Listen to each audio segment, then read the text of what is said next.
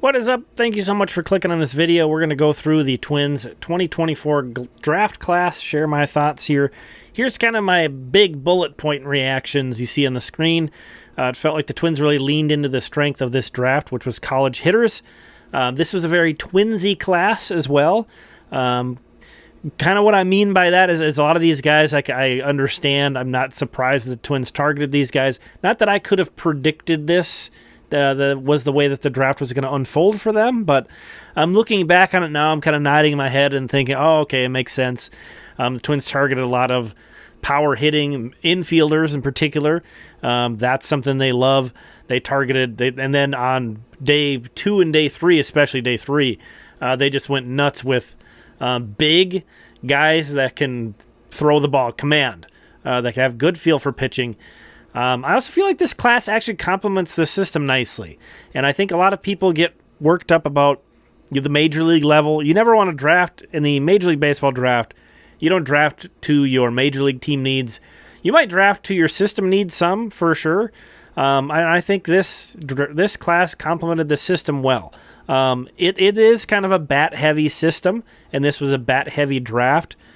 At the top end of the system is bat heavy, but if you look through, a lot of the guys who were looking like nice pieces coming into this year in terms of hitters in the system have faded some. So it's nice to get an influx of new hitters into this system. Also, power hitting seems to have been made a priority even more in particular than usual. Maybe it was just a coincidence that, the Twins like guys that can hit. That's not anything surprising, but specifically home run power feels like it was more made a priority than usual for the Twins. So we'll kind of circle back to those takeaways. But first, I just want to show, this is the information from MLB.com of the first 4 picks. So the Twins had 4 first-day picks. Nice situation to be in. I wouldn't have predicted any one of these, to be completely honest. I personally would have gone a different direction than all 4 of these, to be completely honest, but that's not the same to say that I don't like what the Twins did here. I would say, like, my overall vibe coming out of the draft is, I'm not super feeling it in terms of how the Twins went about it, but, two things to keep in mind are, I'm rooting for all of these guys. I'm a Twins fan first, in case you can't tell, So I'm rooting for all of these guys. Number 2, I'm not a pro scout. It's not like I can watch. I haven't seen these guys play a ton, and it's not like the highlights that I see of them are truly representative of, if I were to watch them on a regular basis, even like we do for the players in the system. Getting really familiar. I'm looking forward to seeing all these guys and getting familiar with who they are. But, we're going to talk about this draft class, and I'm also going to share my updated prospect rankings, kind of talk about where these guys I think slot into my prospect list right now. As you can see, maybe something that sticks out just from a snapshot view on this is like, wait a minute, why did the Twins draft Culpepper in the first round when he was barely a first-round guy maybe? Why did DeBarge go 33rd overall when MLB had him ranked 67th? And something I kind of want to call out is the Twins have been really successful with a lot of picks that were against the grain. And again, this is one source. These rankings are from MLB. Looking back at some previous drafts, Luke Keeschel was ranked 90th. They took him 49th. He's now currently a top 50 prospect in all of baseball, according to Baseball America. Before that, Andrew Morris was way down ranked, way lower than where they drafted him in the 4th round, and he's pitching excellent in Double-A. Christian Encarnacion Strand, and I didn't even mention Cade Povich. I didn't highlight him there. Cade Povich wasn't even ranked in the top 250. I realize both of those guys have been major leaguers for different teams, but those are still pretty big draft dubs for the Twins.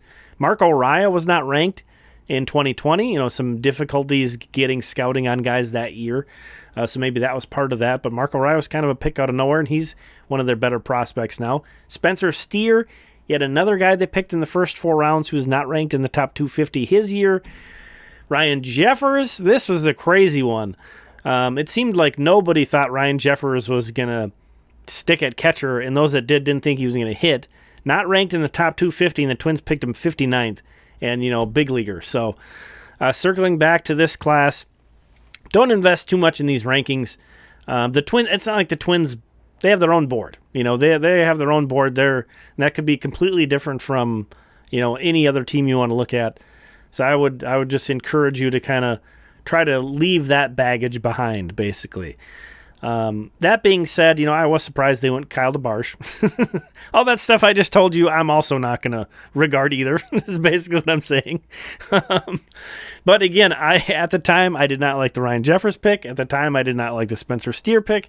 At the time, I said the Luke Keeschel pick I wasn't really feeling. So, what do I know? Basically is what I'm saying here. And Kyle DeBarge is really fun. I watched some video of him power hitting. Guy's 5'9", and hits for tons of power. Great athlete, too. So we're going to take a look at some of these scouting grades at MLB.com. Once again, just kind of letting you know, this is just one source. But I'll sort of sprinkle this in with some of my own thoughts. And I'm going to give you a comp for each one of these top 4 guys. And an internal comp, somebody who has been either internal now or has been in the system recently, just to sort of put a vibe on what type of player I can see this person being. And for Kaelen Culpepper, for me, it's Brooks Lee. It's a budget Brooks Lee, but it's Brooks Lee. You might say, on the other hand, it's like a premium Spencer Steer at the time he was drafted, because as you can see, this really well illustrates that the big question with Culpepper is power, but he's hit for more power than Spencer Steer had at the same points of their careers. So I think the Twins are pretty good at identifying a guy who has swing and athleticism to tweak a swing to get some more power out of him. If there's really any skill that I feel like they can get a draftee to improve upon for a position player, it would be hitting for power, specifically altering their swing to hit for more power. It sounds like Culpepper has a really flat swing. He has such a high floor, Culpepper does. That's why I kind of get why they wanted to start the class out with him. I will say, though, with these first 2 picks, it does kind of feel more like Culpepper is a guy that should have been 33 instead of 21 overall, and then it kind of feels like DeBarge should have been even their 60 overall instead of a 33 overall. So that's kind of where I'm not really feeling the overall. And again, not to like throw shade at these individual players. There's a lot that I like about both these guys, but I just, there was a lot of good talent at the time the Twins were drafting. I'm excited to see what happens with this guy. It feels like he's a shortstop. I think the Twins are going to do that as long as it makes sense. Keep him at shortstop. But it sounds like if he moves to third base, it's going to be something pretty special. Plenty of arm, as this illustrates. So that's where some of like the Brooks Lee comes in. He's good at everything. He doesn't really have a super standout tool. He's a shortstop, but maybe he's not going to stick there. But if he doesn't, third base is absolutely an option, which was also true of Brooks Lee. And then you'd also assume, as long as they have the quickness to turn the double play, good footwork, second base is also a plenty realistic option as well. So I like Culpepper. Again, he wasn't really on my wish list at 21 among the guys that were there, to be honest, but I like him. DeBarge, again, kind of seems even a little bit more controversial. And again, this is the MLB ranking. I don't know. I can guarantee you the Twins don't think he has 40 power. Guy hit over 20 home runs this year for Louisiana. Only 5'9", though, again. Not a lot of size. So I'm guessing, this ranking of him being 67th, guessing a lot of teams don't believe in him, a lot of teams think he has 40 power, below average power. So as this shows, though, 60 runs, 60 arm, 55 field. So this guy is a tremendous athlete and a good hit tool. So yeah, again, like I said, if there's one tool that I think the Twins can really squeeze out of a guy, it's his power. Some people believe this guy can stick at shortstop, which you don't hear anybody say that about anybody, barely. There's like 4 guys on planet Earth at any given time that people are like, oh yeah, he can stick at shortstop, pretty much. If they believe in that power, if they believe he can play shortstop, yeah, he is a guy at where he was picked that would make sense. So, I should call out too, we're gonna be hearing signing details. There's kind of 2 pieces of the puzzle. We'll talk about that a little bit, but not sure if maybe they're saving money with this pick. I would assume though this high, probably not, but Maybe a little bit. Billy Amick was the next guy that they took in the 60th overall pick. And this is where kind of things start to shift for me. Not that I love Billy Amick that much, but it starts to shift in that he feels like he was a pretty good steal. That was pretty good value at 60. Here you see a 60 hit 55 power that MLB put on him. They had him as their number 32, so almost as good as Culpepper, who was the first rounder. And he moves around, and he has more arm than I kind of was expecting for this kind of big slugger guy. Billy Barrels, I think is what they called him. Hits the crap out of the ball. Had a great season for Tennessee. Another guy who hit more than 20 home runs. We'll talk about that more in a little bit. But yeah, he's mainly a bat first guy, which the Twins, they haven't drafted a ton of those guys. I'm sorry. I missed my DeBarge comp. Smaller guy, 5'9", hit for a ton of power in college. That's Tanner Schobel. And, unfortunately, things haven't developed for Tanner Schobel as well as everybody would like. He made it to Double-A last year and has remained there this year. So probably we're getting to a full year of Double-A and just hasn't hit. So DeBarge does remind me a lot of Tanner Schobel. Take that for what it's worth. But Schobel was never going to stick at shortstop, and he doesn't play shortstop now. So DeBarge being able to play shortstop is a big difference between those two. Amick, the guy I picked, was Christian Encarnacion Strand. Just a bat dude, and Strand was a third baseman, but it was probably never going to happen there. That's probably the case with Billy Amick. But yeah, Christian Encarnacion Strand was the guy that I picked there, just a guy who can hit the crap out of the ball. Now, Dasan Hill, I love this pick. This is probably my favorite pick of theirs of the whole draft. You see MLB had him ranked 52, but I know the guys at Fangraphs were a lot higher on him. I get why. A teenage left-handed 6'5" with this kind of a profile, the 60 slider and a 55 curve and a 50 fastball. This wasn't that tremendously deep of a draft from what I understand. It kind of surprised me that this guy wasn't ranked a little bit higher. I like it. He reminds me a lot of Cade Povich. A little tough because Povich was drafted out of college and Hill drafted out of high school, but Hill's actually throwing a little bit harder than Povich was at the time of him being drafted. But Povich also a tall, lean lefty. This guy's very skinny. So I'm guessing that's a lot of the concern. What the reason why he was available here was not a big guy. 6'5", 165 is what he's listed at. Yes, so but he's 18. It's hard to know how that body's going to develop. But I love this pick. And it'll be curious. Are they going to have to sign him for way over a slot? Is he going to take a lot more money than kind of is projected for that spot? But he has a lot of leverage because he can just go to college. If the Twins don't bring him a number that he likes. I'm sure they've worked all this out, or else the Twins wouldn't have drafted him.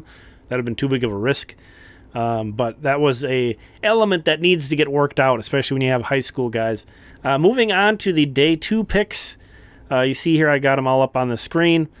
Kadeem Diao, Jaime Ferrer, Caden Kendall, Derek Bender, Eli Jones, Jacob Hall, Jason Dokorczyk, and Peyton Carr. Doktorczyk. That's the name of the draft for me. And I don't know if we want to call him Dr. J or Dr. Death, but we gotta get a nickname for this guy. But kind of surprised that 2 picks inside the top 5 are outfielders. They really gravitate toward infielders. Zhao maybe not is a catcher. He might be an outfielder too, but I think it makes all the sense in the world to start him out at catcher. Derek Bender's probably not a catcher, but again, why not? Why not continue to go down that path? He's probably going to be more of a first baseman DH. But the Twins have managed to keep these guys catching, like Chris Williams, Alex Isola. Those are 2 guys that primarily don't play catcher, but 15 games a year they catch just to sort of keep that skill in their back pocket. Again, I'm not super feeling how they went here, but also I can see a lot of what they liked out of these guys. Zhao reminds me, he's like a really big version of I'm not comparing him to this guy, but he's like a Benito Santiago style catcher in that he's a really athletic catcher who, if you probably saw him without his gear on, catcher would probably be one of the last positions you'd guess that he was playing.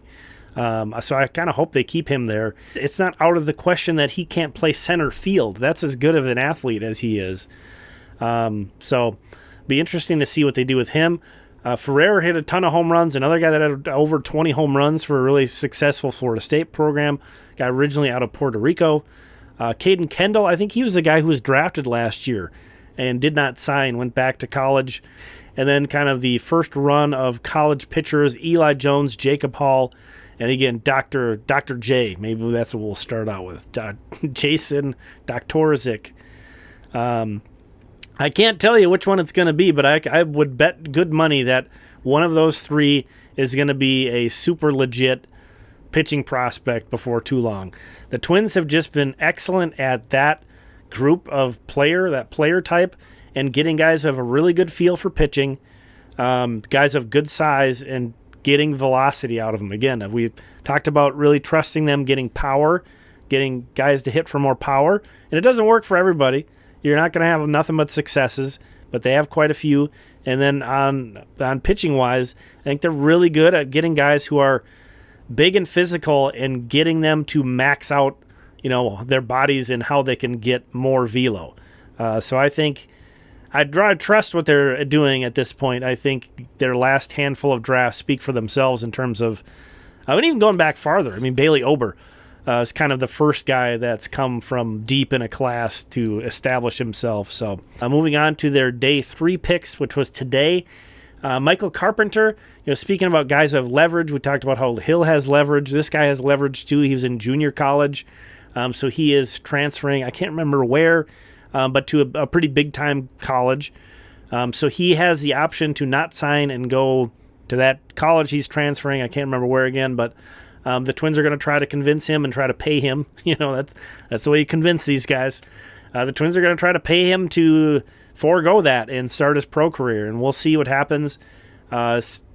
Insane numbers that he put up, but again, it was in junior college, Madison College in Wisconsin, but could be a very intriguing piece. And then, as again I said, this draft class is pretty Twinsy.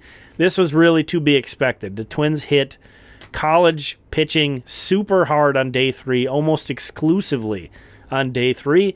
Much like I said about the day 2 guys, I'm not smart enough to tell which one yet, but we're going to all learn, this is going to unfold, and we're going to all watch this unfold together. That one of the names on this list will become at least a pretty significant prospect for the Twins and potentially even a major leaguer.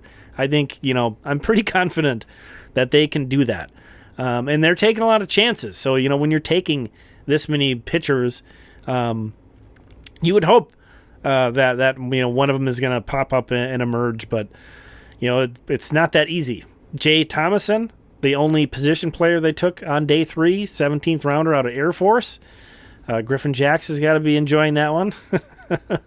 But he's another guy that hit 20 home runs. So the Twins, again, really focusing on power. So kind of talking about Carpenter, the similar situation, if you want to kind of an example, would be Edouard Julien, who was drafted in the 18th round and was telling everybody he was going back to college. Was ranked, as you can see, was drafted 539th overall, but ranked 177th in his class. Nobody really expected to be able to sign him. The Twins said, hey, we'll take him in the 18th round and we'll see if we can get a deal done. And they eventually did. They paid him almost $500,000, which is a huge amount for a guy outside of the top 10 rounds. It's like third or fourth or fifth round money. I don't remember what. So they drafted him in the 18th round and paid him third or fourth or fifth round money. That's maybe what they have to do with Carpenter. They've tried that stuff with other guys too. Brandon Birdsell was a pitcher out of Texas Tech that they were not able to sign, kind of in that same thing. But it's always kind of interesting. There's usually one guy after the 10th round who's like that. So we'll see what happens there. Called this out, mentioned the power guys.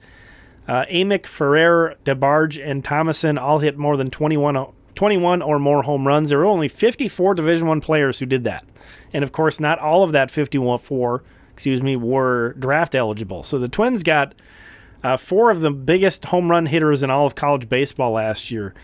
If you break it down like that, some of the guys that didn't reach 21 last year had hit quite a few in previous years. So They really targeted power. Moving on to, again, wanted to try to slot these guys into my prospect list. This was me just taking my July 1st list, and the only thing I'm changing is putting in the college guys, and then draftees, excuse me. I didn't want to do any kind of adjustments yet. Sort of my more official update will come the first of next month. So, and that'll have some more changes. That'll also give me some more time to kind of soak up some more info on these guys, look at them some more.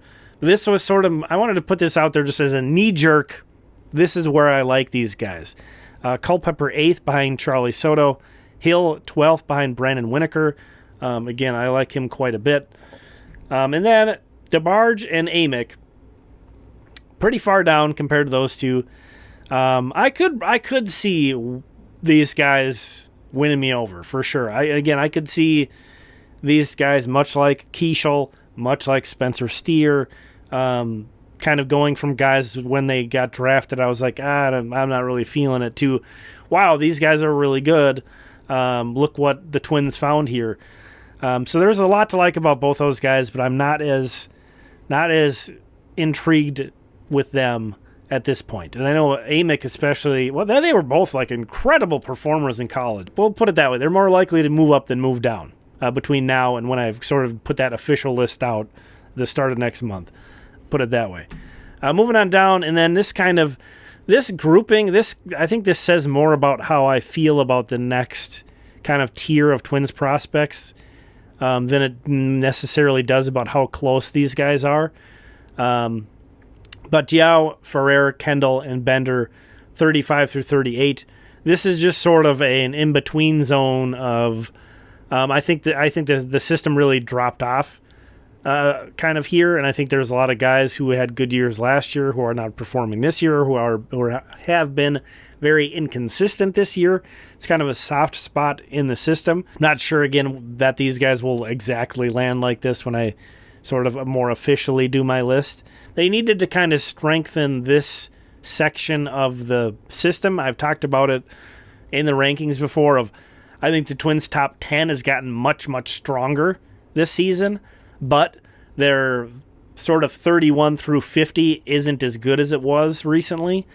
That's fine. I would take that. You know, if that's the trade-off, I would take it. But I do think they kind of needed some more depth throughout the system. Another thing we talked about recently in a system recap was how many position players they'd recently signed out of indie ball, which two of Derek Bender's Coastal Carolina teammates from last year. The Twins have Peyton Eales and Nick Lucky. So that's kind of a fun side note on Derek Bender. He's already got some buddies in the system. But yeah, I don't think it's fun to see those guys sign and to follow those kind of non-traditional paths of guys going to indie ball. And those guys are playing well. Carson McCusker is another recent one who's played well. So I'm not saying I don't like it when they do that, but you probably don't want to feel like you need to do that. If you're going and getting multiple guys out of indie ball to pull into your system, you know, you probably had some soft spots that you needed to fill in that maybe if you had drafted better, you didn't have that. So I think that's kind of where this class comes in. There's a lot of high floor bats in this class, I feel like. So I think the Twins have kind of secured things up from there. Those were the guys that initially have been put in my top 50. So everybody else outside of my top 50 at the moment. Again, I think I've got some more homework to do on a lot of those names. So again, my takeaway is they leaned into the strength of the class. I think that's a smart thing to do in general.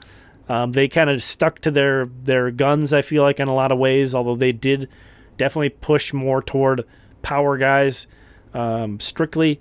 And yeah, I think this does complement the system nicely. I mean, it's never bad to get more top-end pitching. I probably would have liked to have seen them go with a pitcher sooner than their fourth pick, excuse me, not the fourth round, but their fourth pick in Hill. That's just me, though. I get why they've done this. It is so much easier to take a known quantity who has performed at a high level in college and whose measurables, you know, back up the tools. They also got a lot of guys that have played really well in summer ball with wood bats. That also feels like it was a priority, and that's great. So I think, The thing to keep in mind if you are kind of looking at things from the Twins major league perspective or thinking they have too many shortstops, and this is a tease for something we're going to talk about too. Keep in mind these guys can always be traded. There's 29 other teams across Major League Baseball. If you are developing talent, you're gonna, and you do feel like you have an excess, you're gonna have marketable players to turn around and offer to a team that has more pitching. I feel like it's much harder to draft pitching, and you end up getting nothing a lot more. It's the MLB Draft though, so you can get nothing out of position players a lot, as we've seen as Twins fans. Pretty recently, unfortunately, Kaelen Culpepper was released not that long ago, so that's kind of a name that stands out in that conversation. So nobody's guaranteed, but I do feel like if you're drafting performers in college, you're probably getting a pretty safe bet, and you're going to get value more than likely. And whether that value, again, like all these guys we talked about, Steer and Encarnacion Strand, whether that value, Povich in there too, if that shows up on your major league team by those guys making it, or maybe it shows up on your major league team by flipping those guys for other pieces. I realize some of these trades that those guys were involved in didn't work out in the Twins' favor, but it is what it is. Turns out that even acquiring major league pitching, guys who've proven it in the majors, isn't all that easy. So, is this an A draft for me? No. The Twins did draft 21st, so we knew they weren't getting like a Walker Jenkins or a Brooks Lee or, a Royce Lewis, a big, huge upper echelon prospect. But they did have a good position to make a good class, and I think they did a reasonably good job of that. So I'm happy with the draft. What do you think? Who's your guy in this draft class? What do you think? Who are you excited about? Thanks so much for checking this one out. We'll talk again soon.